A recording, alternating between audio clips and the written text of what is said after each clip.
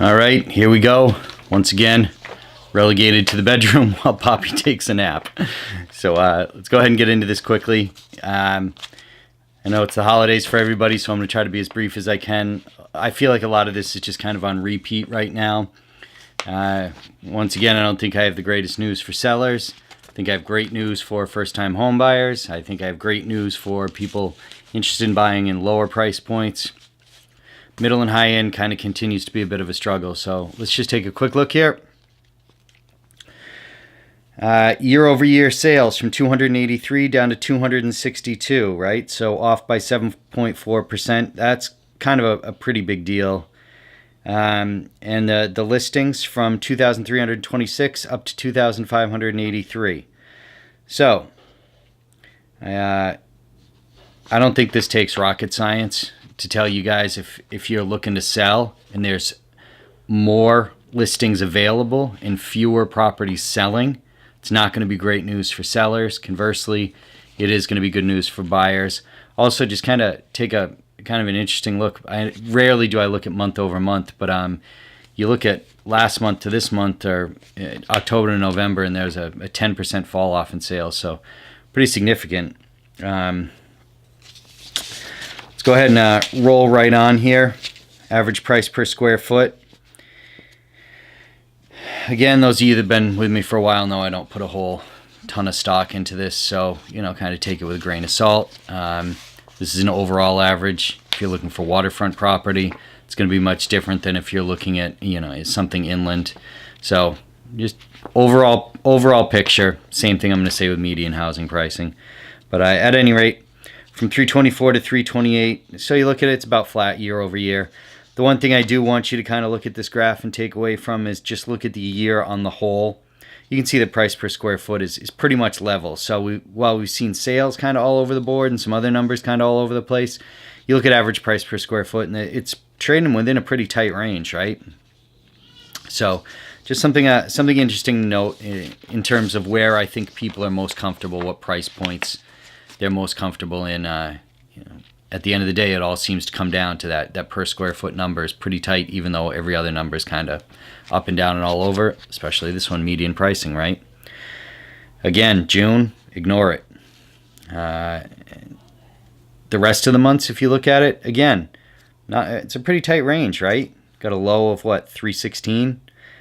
And if you take that 453 out, a high of 364.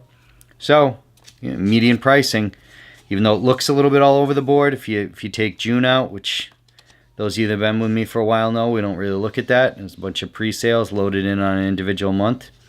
So year over year, up about 5.7%. This I think is kind of interesting, actually. So whether it's because mortgage financing is getting a little bit easier, which I feel it is. I feel like deals that when a mortgage person used to say to me, no chance I'm getting this done in 30 days, I need 60. Then it was 45 days. Now I'm getting some contracts where the mortgage guy says, yeah, I can get this done in 30 days. So I think that could be the reason why we see this kind of interesting number. Days on market from 113 to down to 81 days. Now, let me explain that. Once something goes pending sale, it doesn't factor into the whole equation, right? So the mortgage thing, the reason I'm bringing it up is kind of as a backdrop. I think that what it has done is gotten more buyers more interested in the lower dollar price points, and I think the availability of financing is helping move some of these properties a little bit faster that are on the market. That being said, as always, let's take this with a grain of salt, right? If you're in a lower dollar price point, your days on market are going to be very short. If you're in a higher dollar price point, they're going to be long and getting longer. So just kind of something interesting. I think there's some reasons behind why we see that number. I'm open to discussions about it. I know a lot of you guys like to email me and give me thoughts. I'm curious. I don't exactly know why, but I think the other thing it's contributing is some more properties are coming on the market priced correctly from the start. I think a lot of sellers are starting to realize market's a little bit soft. I can't go just at whatever price I want. Even to the point now where some condos, when I look at them, I tell people you got to be 5% below the lowest sale, or the last sale in the building. Not the lowest, but the last sale, comparative. because you need to get the property moved, and if you put it over the market, it's not going to move. Anyways, I digress. Let's go ahead and move on to months of inventory, right? Something I've always thought is very important. If you've been with me for a while, you know why. I think this is the easiest yardstick to look at in the market and see where, if we're in buyer's seller's market, if things are moving fast, slow. So you really look from June, which again, let's not put a whole lot of stock in it. So let's use May, right? About 5 months of inventory, up to about 10 months of inventory. So in a half the year here, we've doubled the amount of inventory that's out there. It's going to be I think this graph is kind of a real wake-up call once again for sellers. Buyers, I'm telling you, man, as long as you're not on the lower end of the price point, if you're in that middle or higher price points, go shopping now. There's a lot on the market. And I think that you can find some deals there. So year over year from 8.2 to 9.9, it's still a 20% change, but I don't think it looks quite as impressive as if you kind of look from the middle of the year to where we are now. It's a pretty drastic shift.